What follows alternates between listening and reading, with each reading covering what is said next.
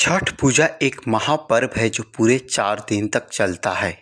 नहाय खाए से इसकी शुरुआत होती है जो डूबते और उगते हुए सूर्य को अर्घ देकर समाप्त होती है।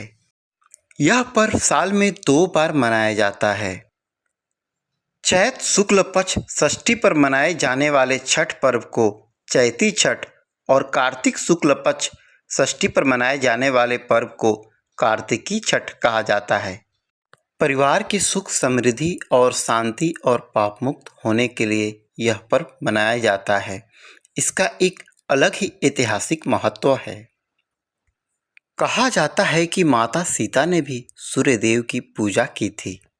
रावण वध के उपरांत एक ब्राह्मण के वध से आहत होकर श्री रामचंद्र जी ने पाप मुक्त होने के लिए ऋषि मुनियों के आदेश से राज सूर्य यज्ञ करने का निर्णय लिया था और उन्होंने उस समय के महर्षि मुग्दल ऋषि को आमंत्रित किया।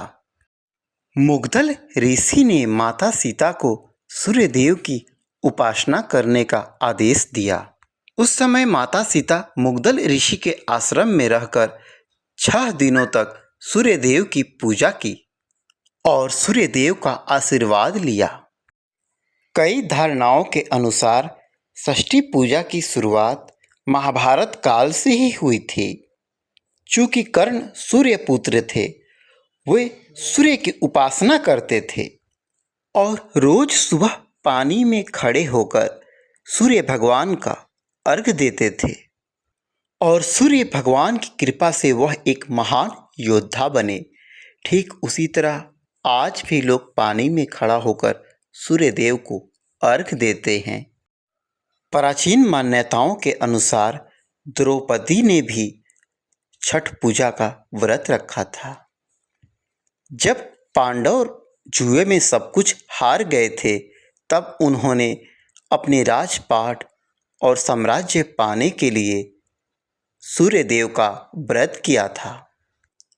लोक परंपरा के अनुसार सूर्यदेव और छठी मैया का संबंध भाई बहन का है, इसलिए छठ के मौके पर सूर्य की आराधना फलदायी मानी जाती है। इन कथाओं के अलावा एक और कथा भी प्रचलित है। पुराणों के अनुसार प्रियव्रत नामक एक राजा की कोई संतान नहीं थी। इसके लिए उसने हर जतन कर डाले, लेकिन कोई फायदा नहीं हुआ। तब उस राजा को संतान प्राप्ति के लिए महर्षि कश्यप ने उसे पुत्र यष्टि यज्ञ करने का परामर्श दिया और यज्ञ करने के बाद महारानी ने एक पुत्र को जन्म दिया, लेकिन वह मृत पैदा हुआ। छठ पूजा एक महापर्व है जो पूरे 4 दिन तक चलता है। नहाय खाए से इसकी शुरुआत होती है जो डूबते और उगते हुए सूर्य को अर्घ देकर समाप्त होती है।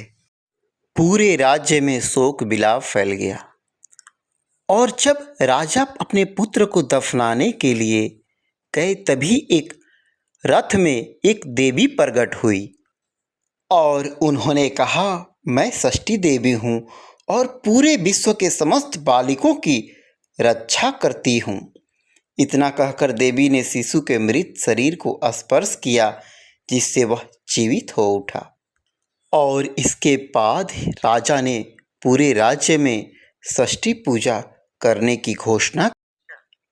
इस तरह हमारे समाज में षष्ठी पूजा को लेकर कई कथाएं प्रचलित हैं, जिनका सार एक ही है, पुत्र पुत्री की सुरक्षा, सुख शांति समृद्धि और प्रगतिशील जीवन। षष्ठी पूजा पूरे बिहार उत्तर प्रदेश में बड़ी धूमधाम से मनाया जाता है। इस व्रत के अवसर पर पूर्वांचल वासी अपने व्यस्त जीवन को छोड़कर अपने घर आना पसंद करते हैं और बड़ी निष्ठा से षष्ठी पूजा करते हैं।